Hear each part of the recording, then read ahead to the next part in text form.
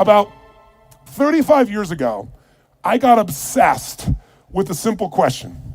What makes the difference in the quality of people's lives? What makes some people leaders and other people followers?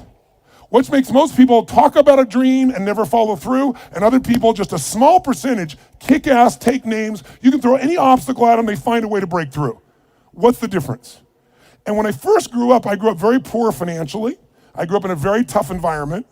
When I met my fourth father, I said, Mom, I'm confused. I was confused because I always loved people, just my nature. But when I was in high school, I was not the most popular kid in school. In fact, the most popular kid in school treated me like hell. He was so vicious and mean, I thought, what makes that guy popular? So it made me obsessed to want to know why people's lives turn out so differently. And my first answer, growing up poor with no great role models, was, well, some people are just lucky. They grew up in a family where everybody loves each other and they stay together. You know, some people are lucky. They grew up in a family and everybody's educated, and so they work hard to educate their kids. Or some people are lucky. They grow up in a family with lots of money, so they have resources to travel and learn and expand and do whatever they want.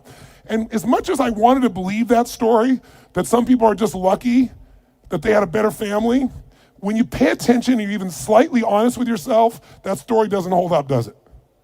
Because when you look around, what happens to people that were truly given everything and they don't have to work for it? What happens to the person who's born and they got total love and support from their family? They have total financial abundance. They don't have to worry about it whatsoever. They got all the great education. What happens to the majority of those? Not all, but the majority of those people don't build any muscle. They're not hungry because everything was given to them, so they don't have any hunger that could give them drive. Which, if you ask me, Tony, what's the single most important key to success above anything else? It's not talent, it's not skill, it's hunger. If you get enough hunger going in you for an answer, you'll find the answer. If you get a hunger enough inside of you that says, I gotta take things to a next level, I gotta achieve, I gotta make a difference, I gotta expand, you will find the answer. People's intelligence will expand if they got enough hunger. But if you got everything and you're not hungry, you're not gonna have much. Look at the pathetic people you read about in the rag newspapers who were given everything. And as a result, what do you find out? The majority of people that are given everything, you find them living in rehab.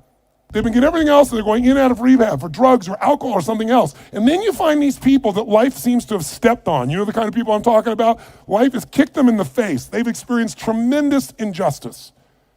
Nothing has been fair to them. They've been abused mentally, emotionally, sexually, spiritually, whatever. And very often, those are the very people that most of us are inspired by, who achieve levels that most people never dream about and who touch society.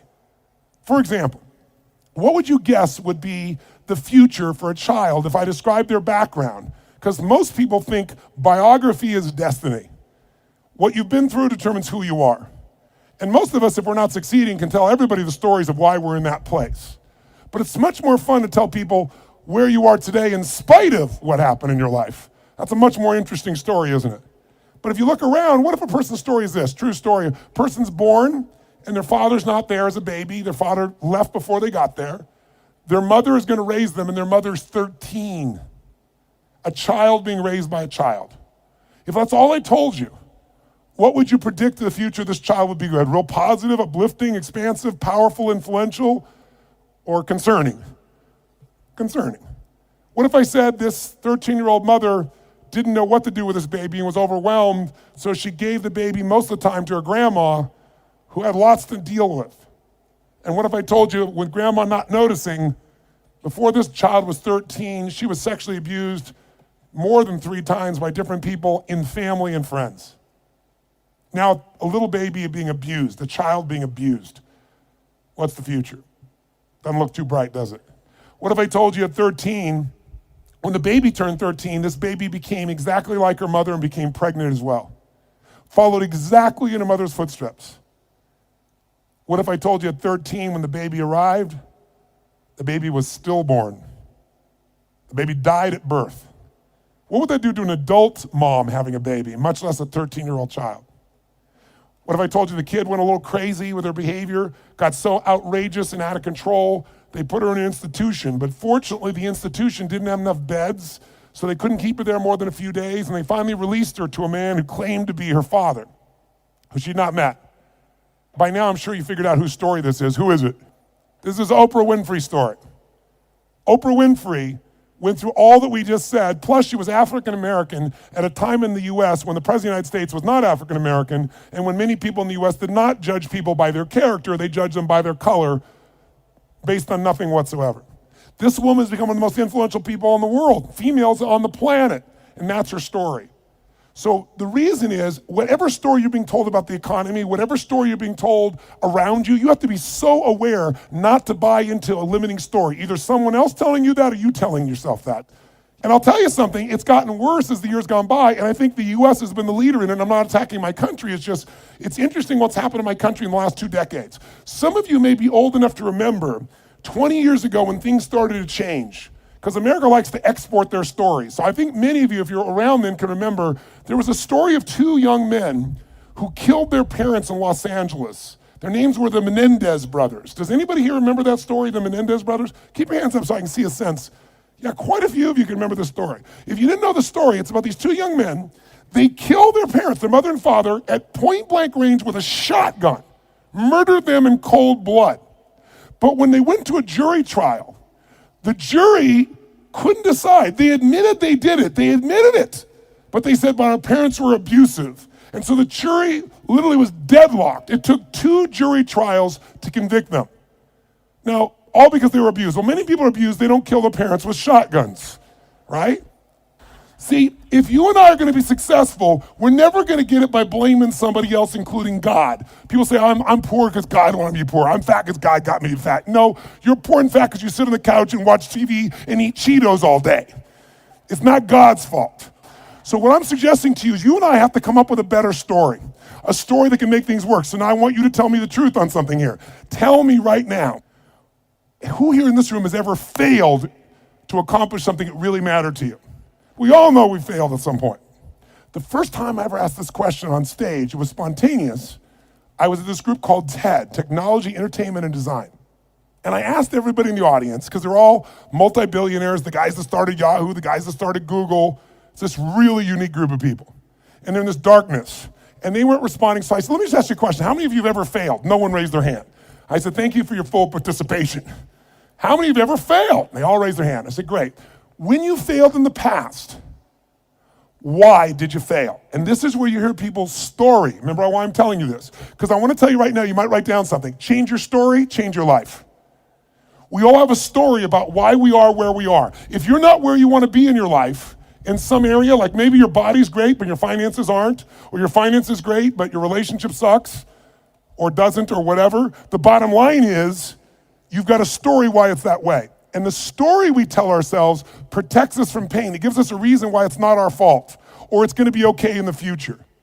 But the story that protects you also imprisons you. It keeps you from changing your life.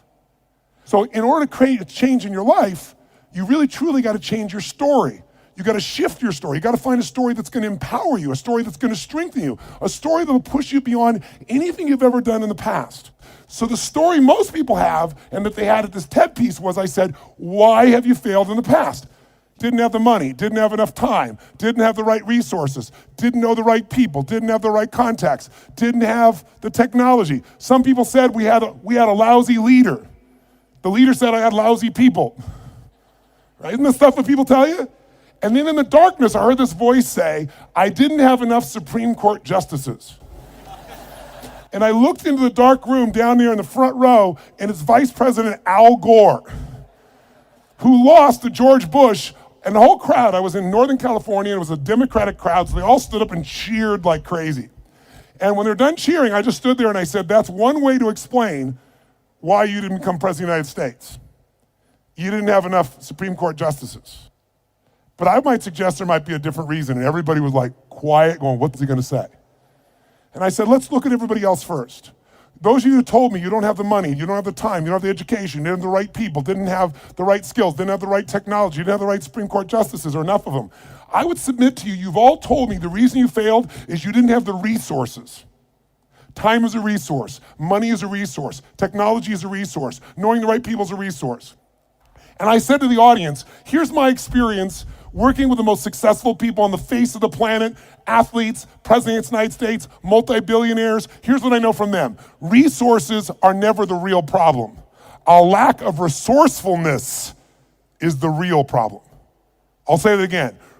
Lacking the resources is not the problem. Lacking resourcefulness is the real problem. What I mean by that is very simple. The ultimate resource is human emotion. What starts wars? Is it logic? Hell no, it's emotion. What makes you get married or get divorced? It's emotion.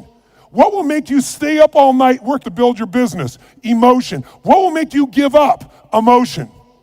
If you don't master your emotion, if you don't become resourceful, then you're going to think the problem is resources. Because I'm here to tell you, every great person I know didn't have the resources, but they got them because they're resourceful. And what that means is, if you're creative enough, creativity is an emotional resource, can you find an answer to the problem, yes or no? If you're determined enough, can you find the money that you don't have? Can you find it, yes or no? If you care enough and get other people to care with you, can you get them to help you, yes or no? If you are bold enough, if you're strong enough, if you're disciplined enough, can you get yourself to do things other people cannot find a way to do, yes or no? See, the ultimate resource is resourcefulness. And I tell you that, my friends, because I grew up with no resources, but I became very resourceful. And that's why I have the privilege to be with you today. And I said, so you, Mr. Vice President, I watched you speak last night, and the previous night he'd spoken to this Who's Who crowd, and he had spoken on the inconvenient truth. And it was the first time he did that speech that they made into a movie. And he was so passionate. And you never saw him passionate, but he was passionate. He grabbed everybody. People liked him, people didn't like him. I said, listen, let me tell you something. You said you didn't have enough Supreme Court justices? Here's the truth. I watched the debate with you and Bush. I wanted to vote for you, but I couldn't. There wasn't any energy. There was just ego there. I said, I watched those debates. I said, if the guy that was up here last night was the guy in those debates, you wouldn't need the Supreme Court justices. And the whole crowd went berserk. They started clapping, standing ovation, and he came over and gave me a little high five and said, you're right. And we became good friends out of it.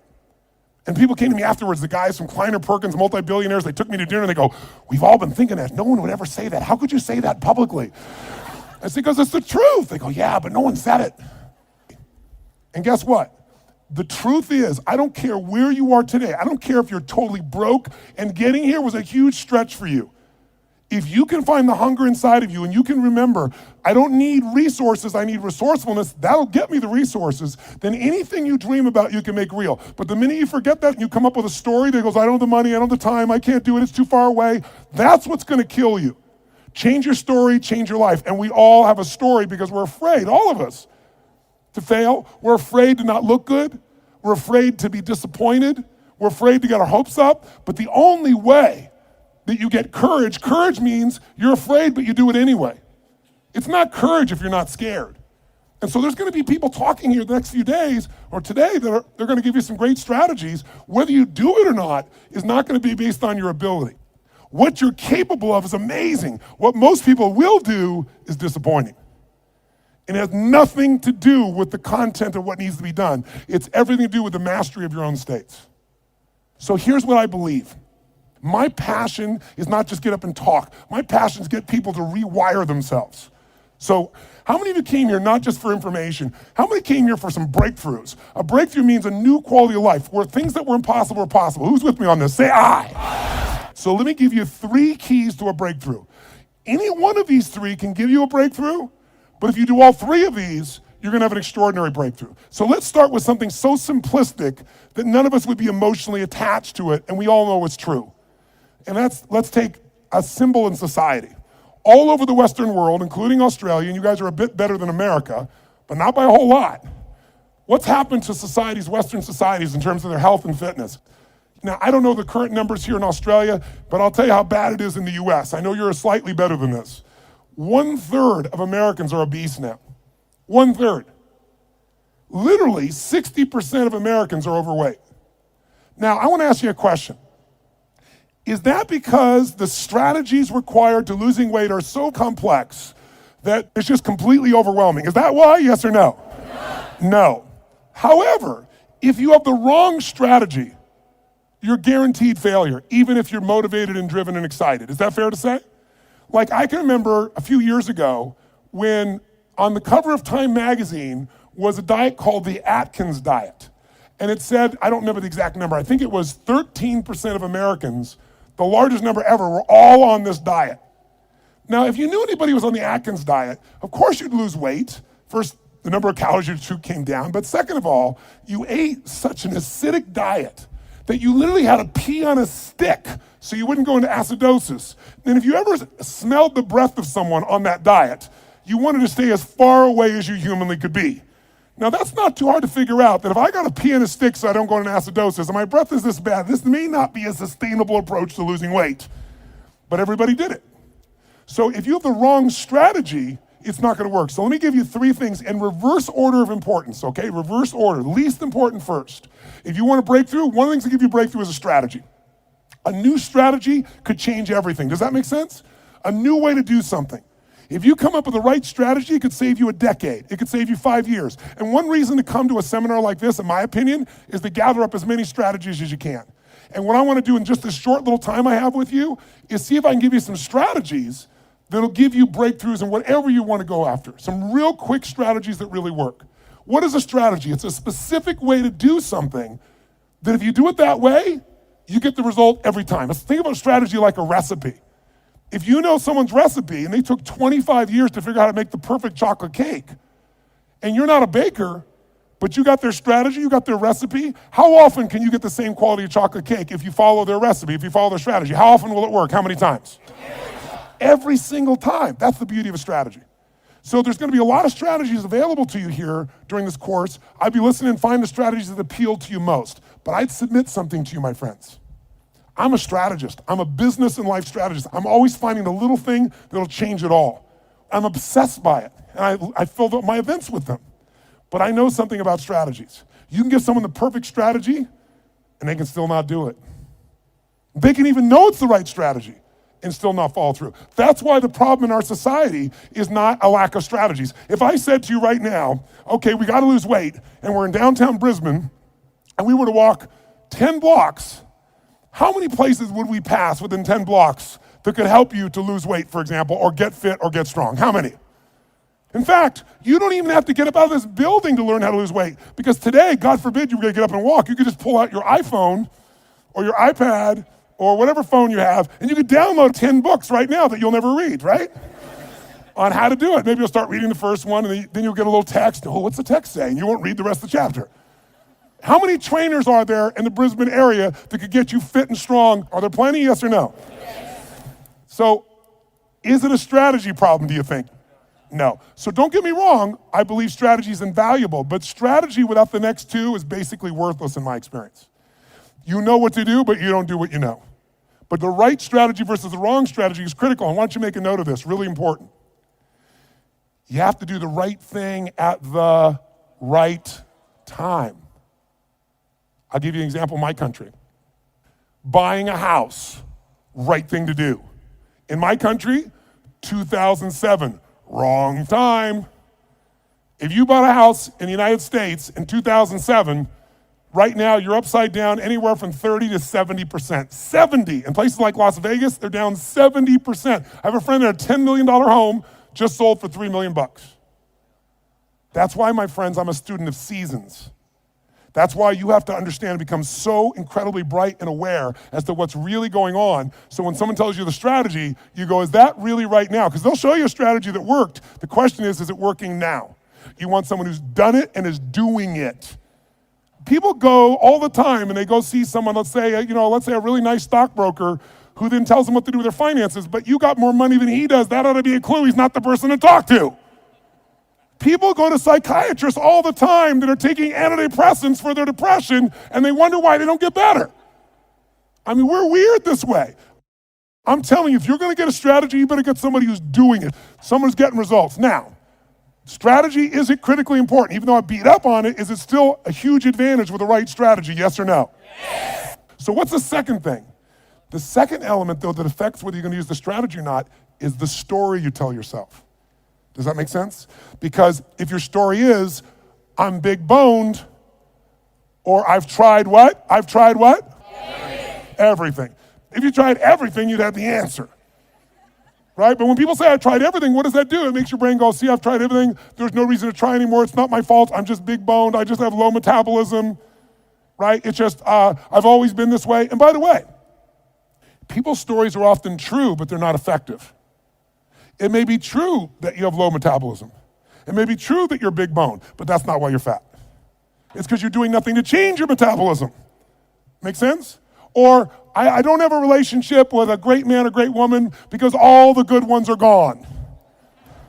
Or they're gay and I'm not, or I'm gay and they're not, something of that nature, right? Isn't that a common story people tell themselves? And what does the story do? It kills your hunger, it kills your drive, it gives you a reason not to face the discomfort. We've all lived in a society that has trained us since we're this tall now. Most of you, by the time you're 21, saw 2 million commercials and had to instantly get out of pain. Instantly out of pain. You know what the problem with getting out of pain is? It takes away the purpose of drive. How many of you know somebody who takes antidepressants right now and they're still depressed? That's because they have the same story. Even though they changed their biochemistry, the same story brings them to that lousy place. If your story is, I don't have the resources, that story is going to kill your future. If your story is, I can get any resource I want, if I find a way to add enough what? Value to other people's lives, then you can get the resources. It's so amazing. I don't know, because in Australia you don't have a lot of places to go. I know there's a few, but how many of you in this room ski or snowboard? In skiing or snowboarding, if you take up the sport and you get on a really vicious hill, what they call a black diamond hill, there's edges where if you don't stop, you go to the edge and you'll die. And what happens is when you're brand new and you're starting to skid out of control, most people slam themselves on the ground and try to hang on to the hill for dear life. And those are the people that will never master skiing or snowboarding because they let their fear of the edge push them down. The person that goes, I'm gonna dig in, I'm gonna work even harder, I'm gonna carve. It's scary as hell, but I'm gonna stay with it. They learn to carve. Those are the people that have skiing or snowboarding be something they love for the rest of their life. Your story is everything, my friends. And by the way, I'm not lecturing you. I'm sharing with you because I've learned by my own stupidity. That's the only reason I can share this. But you change that story, you'll change your life. Give up the story that limits you. It may even be true. You may have ADD. You may have been abused as a child. It may be true.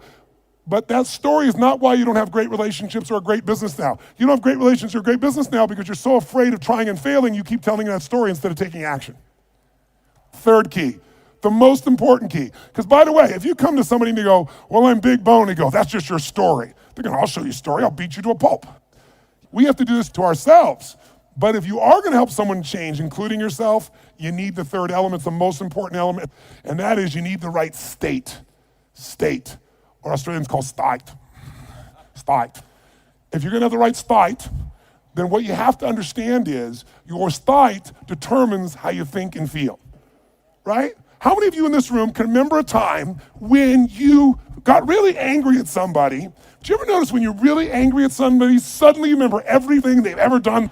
Because when you go in that angry state, it makes you take the parts of your brain that relate to a story that supports that state.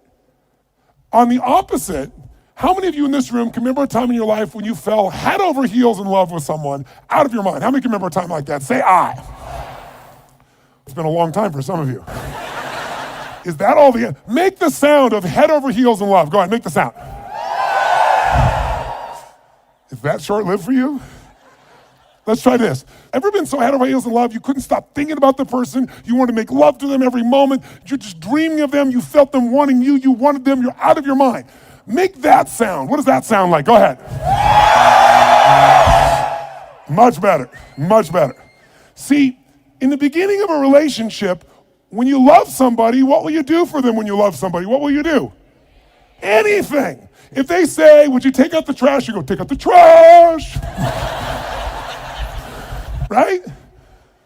But after 7 weeks, 7 months, or 7 years, or 70 years, somewhere in that range, something clicks different in you and they go, could you take out the trash? You go, what do I look like, your janitor?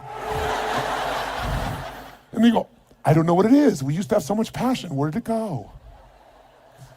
I'll give you a clue, write this down. If you do what you did in the beginning of the relationship, in the end of the relationship, there won't be an end. If you do what you did in the beginning of the relationship, in the end of the relationship, then there won't be an end. How long have you two been together? A year. 20 years from now, there'll be no worries for you two. He's got his arm around her, They're snuggling, they're connected. They're in the middle of the seminar learning and they're totally connected. Do what you did in the beginning of a relationship, at the end of the relationship, there won't be an end. It's so simple. That's the difference in state, isn't it? Because when you go in a different state, you come up with a different story about your partner and then use different strategies that aren't very good. If you're in a great state, great story, great strategies, you tend to maximize. Is this helpful? So tell me, which one of the three here do you think is the one that can screw things up the fastest and can mess things up the most? Which one of these three? Tell me. Story is the one that will sustain the problem. The one that can change everything the fastest is the state. The strategy is useful, don't get me wrong. I live for them. I mean, I can tell you some strategies in business. I've taken companies, I buy them for next to nothing and turn them around, make millions of dollars, just using a couple of little strategies. Some of you will come to my business mastery program, you'll see. I tell people on day one of my business mastery, you come, if today the first day is not worth a minimum of $1 million to you, day one, $1 million minimum, then I'll give you all your money back, plus you get to keep everything you got out of day one. It's only a 4-day program. My clients are like multi-billion-dollar companies. We've helped turn around HomeX, the largest home builder, to give you an idea, in Mexico. They credit us in the last 2 years to $750 million of increases from what I did with them. That's their words, not mine. Or taking a chiropractor who's got 3 people and doubling his business in 6 months. I've done that with strategies. Simple business strategies where if you don't know the strategy, ignorance is not bliss, ignorance is poverty, ignorance is pain. And the way I got those strategies is I'm willing to fly anywhere, do anything, spend any amount of money because I knew the value of the strategy. But all that still would have been worthless if I didn't apply it. What got me to apply it was the right story in the right state.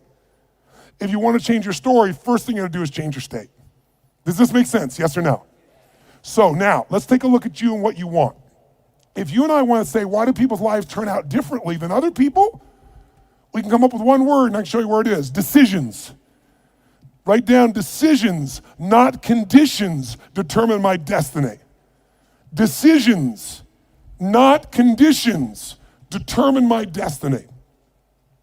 If you look at your life and you look back on it over the last 10 or 15 years, I'd be willing to bet there have been some decisions that if you would have made a different decision, your life would be radically different today. Your relationships or your income or your happiness or your body weight. Everybody's got a story about how the condition affected them. But I can take you 2 people that went through the same conditions, and one person comes back from war and they kill themselves or other people, and somebody else comes back and they spend all their life working for peace. I can find 2 people who were abused as a child. One of them lives totally inside themselves, feeling sorry for themselves. The other one becomes somebody who has an incredibly passionate relationship because they're never gonna let anybody hurt who they love. Same conditions, different decisions. So when the economy that you're going through right now, it doesn't matter what the season of your economy is. What matters is the decisions you're gonna make. And let me give you the 3 decisions you're making every moment you're alive, including in this moment. And you see if it's true or not. First decision you're making right now, in this moment, every moment of your life, is what to focus on. What to focus on totally affects your life. Think about it. Whatever you focus on, you're gonna feel, even if it's not true. If you're focusing on, oh my God, the economy's gonna go to hell, when you focus on like that, you're gonna feel like hell, and your decisions are gonna be hang on to what you got.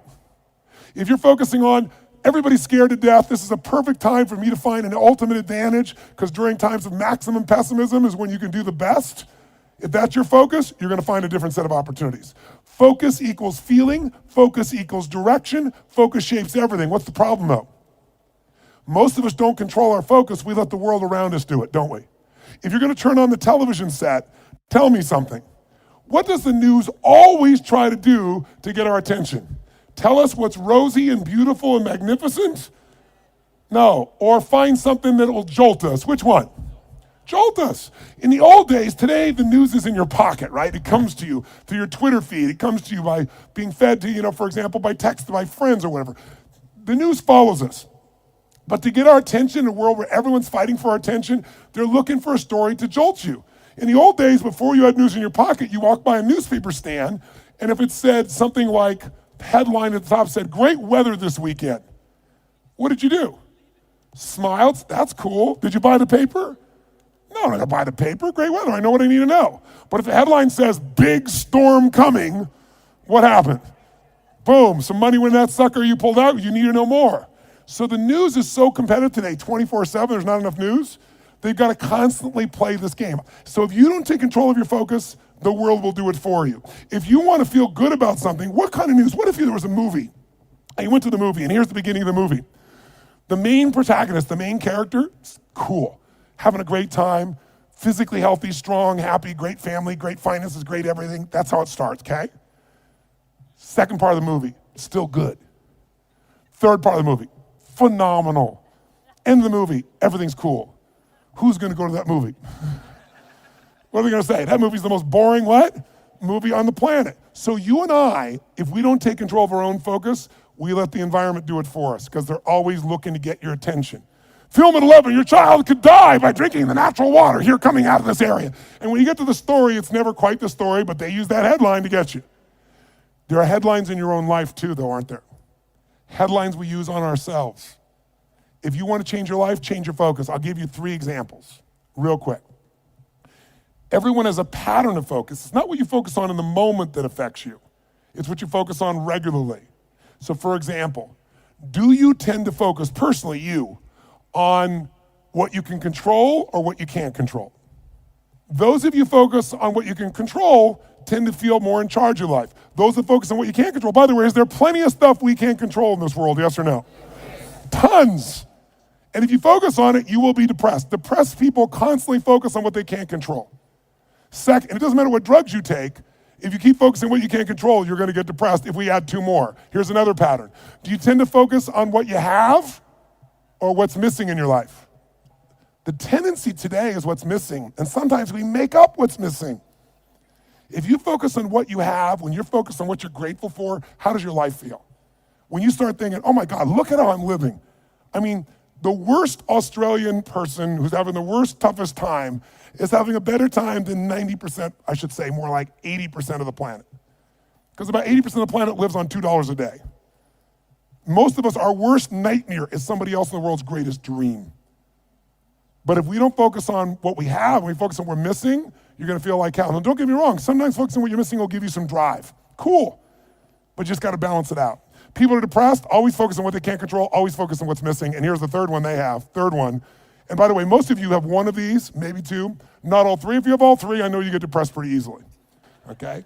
Third one, do you tend to focus on the future, the present, or the past? Now we all do all 3, right? But which one do you tend to put more focus on, the future, the present, or the past? What is it for you? Just say it out loud, quick. Future. Now in this room, you hear a lot of the future, which in my country is called future. And most of you came here because you're interested in the future, aren't you? Isn't that why you came here? That gives you an advantage, doesn't it? Because most people tend to look at the past. If you're focused on the past, since you can't control it, it's gonna probably, many times, lower your energy or even depress you. If you focus on the present, you'll probably be happier because the present moment's got more to it. A great business person looks at the future and the present, back and forth. A great happy human being tends to live in the present. A miserable human being tends to live in the past. Now, there's some exceptions. If your past is the best part of your life, you might want to spend more time there. But the problem is, if you're trying to drive yourself into the future and you're using a rear view mirror called the past, what's gonna happen, my friends? Tell me what's gonna happen. You're gonna crash. You're not gonna go backwards, you're gonna crash. Make sense? So these are just 3. I could give you so many more, and if you decide to come to the seminar, we're not just gonna tell you this, we're gonna work on it, but I wanna at least make you aware of it. So if you catch yourself focusing on what you can't control, go, okay, of course I can't control this, but this is what I am in charge of. This is what I can control. I'm missing this, that may be true, but here's what I do have. That will shift your state, which will then allow you to come up with a better what? Story, which will then get you to possibly be able to use a better strategy. Here's the second decision you're making right now as you're sitting here. Second decision, as soon as you focus on something, you now have to give it a meaning. What does this mean? What does this mean? So for example, is this problem in your life a problem? Is it God punishing you? Would it feel different than if you said I have a problem versus God's punishing me? Or is it a challenge? Or what if it was a gift? What if this problem was truly a gift? Would it change how you felt, the state you're in, the strategy you would find, versus if you thought this was a curse? You better believe it. And every moment we're making decisions, once we focus on something, on what it means. Were you just humiliating me? Were you teasing me? or you're challenging me. Whichever one you come up with is going to change a very different relationship between you and I. And it's all what you make up in your head, the meaning you give it. Is this the end or the beginning? If you think this is the end of a relationship, are you going to treat the person the same way as if you think it's the beginning of a relationship? Yes or no? If you think this is the end of your career, the end of opportunities to invest versus the beginning of them, then your whole experience is different. If your economy really were to take a huge explosion and take a huge drop down, it would be one of the greatest opportunities of your life. The fact that it's no longer growing geometrically is an advantage to you, if you understand that. Because by the way, you make more money when things burn down than when they grow because they burn down faster. Takes years to build the towers in New York, burn them down in a couple hours. And if you're smart, you can know how to do well no matter what the economy is doing. That's really the skill set you gotta master. But none of that will you get to unless you can come up with an empowering meaning from the situation. That's what makes somebody successful. What makes Oprah Oprah is she focused on what she could control. Oprah focused on what was possible, what was in the future, and how she could do something right now to make it happen. Oprah mastered meaning. She didn't say, I'm African American, I'm poor and I'm broke and I have no resources. She goes, I'm a tower of power and I'm gonna find a way to make this world change. Those belief systems got her, those states and beliefs, to the strategies that made her Oprah. Make sense? So the piece here is meaning. What does it mean? And then the third decision you're making right now, and again, when I say you're making it, be honest. You may not be making these decisions consciously. They may be being made in your unconscious just habitually because you're not paying attention. That's why you and I want to change our life. We got to wake up. So we decide what we focus on, we decide what things mean, and then the third decision, we decide what to do. What to do. Do I quit or move forward? Do I go interview this person and figure out what they know, or do I just go home and have lunch? Do I enroll in this course so I keep growing, or do I go home and say, let's just see how I do? Your decisions are gonna be affected. Do I stay married or do I get divorced? Do I walk up to that person and say, I wanna meet you, or do I just stay here and go, maybe it's not the right time? Your decisions of what to do are powerfully shaped by the emotions you were feeling, and the emotions came from the meaning.